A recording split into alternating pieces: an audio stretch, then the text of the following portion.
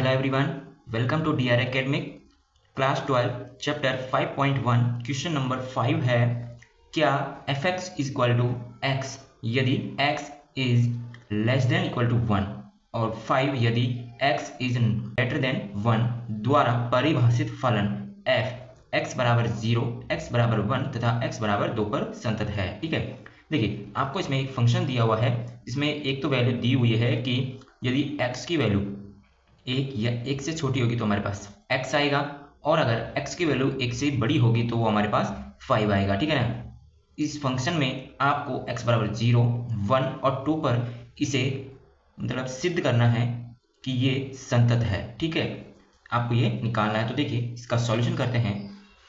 देखिए सबसे पहले हम x बराबर 0 पर इसको हम चेक करने वाले हैं। तो x बराबर 0 पर, ठीक है, देखिए 0 पर फंक्शन का मान क्या होगा, f0 इज इक्वल, देखिए x बराबर 0 पर यानी कि x की वैल्यू 0 है तो हमारे पास यहाँ पे हमको कौन सी वैल्यू रखनी है जो x की 0 हो।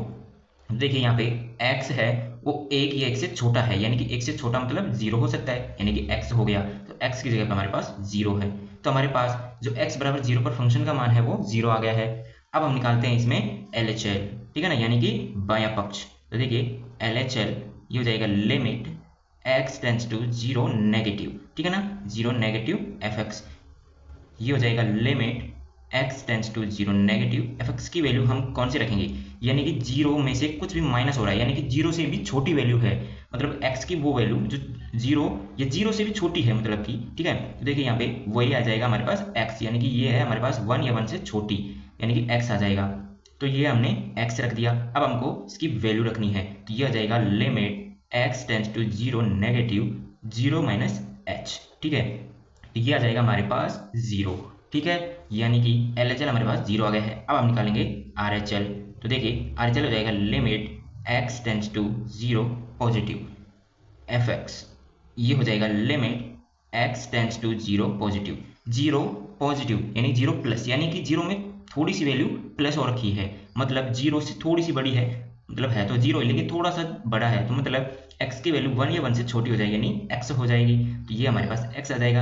अब हम x की वैल्यू पुट करेंगे तो ये हो जाएगा limit x tends to 0 positive, ये हो जाएगा 0 प्लस h, ठीक है, तो ये हमारे पास आ जाएगा 0। तो देखिए यहाँ पे x बराबर 0 पर हमारे पास फंक्शन का मान 0 हो गया, LHL हमारे पास 0 हो गया और RHL भी हमारे पास 0 हो गया।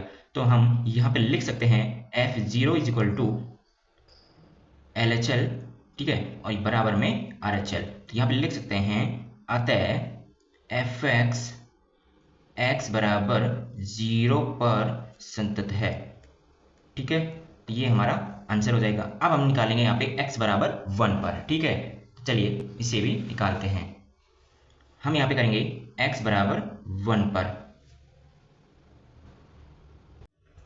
x बराबर 1 पर हम सबसे पहले फंक्शन की वैल्यू निकालेंगे। तो देखिए यहाँ पे f1 यानी कि हमारे पास x की वैल्यू 1 है। तो यहाँ पे देखिए हमारे पास x की वैल्यू क्या थी, जो x की वैल्यू थी वो 1 पर क्या थी, x थी, ठीक है, तो यहाँ पे हो जाएगा हमारे पास 1, यानी कि x का मतलब 1, ठीक है।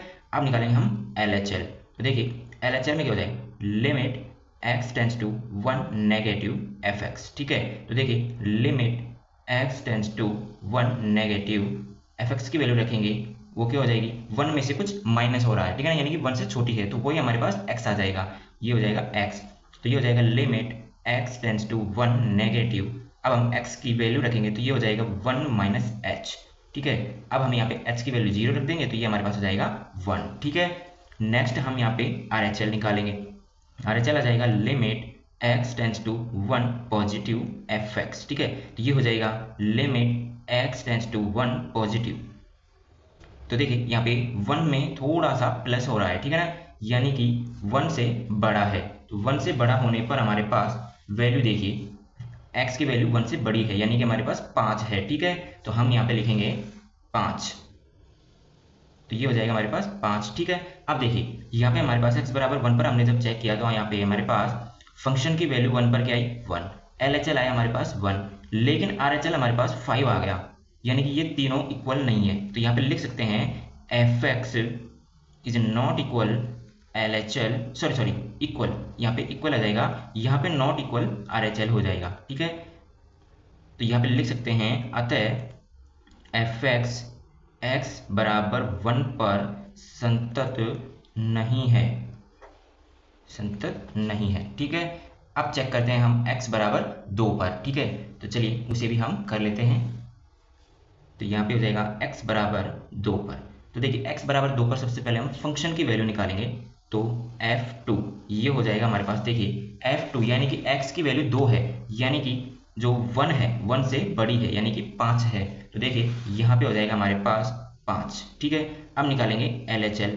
तो LHL देखिए क्या आएगा, limit x tends to 2 minus fx। ठीक है, तो ये देखिए यहाँ पे हो जाएगा limit x tends to 2 negative fx की वैल्यू क्या हो जाएगी, 2 में से कुछ माइनस हो रहा है। ठीक है ना, यानी कि वो है तो 1 से ही बड़ी, तो 1 से बड़ी होने पर हमारे पास 5 आ जाएगा। तो ये हो जाएगा हमारे पास 5। ठीक है, अब देखिए ये हमारे पास RHL निकालेंगे। तो limit x tends to 2 positive fx। तो देखिए ये हो जाएगा हमारे पास, देखिए ये हो जाएगा limit x tends to 2 positive.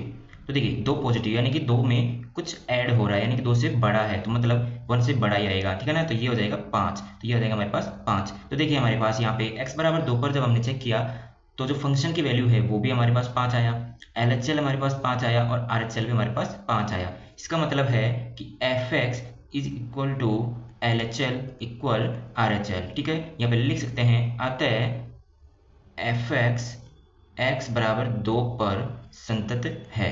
ठीक है, ये हमारा कंप्लीट आंसर हो गया है। अगर आपको वीडियो अच्छा लगा तो वीडियो को लाइक शेयर एंड चैनल को सब्सक्राइब करें। ठीक है, थैंक यू।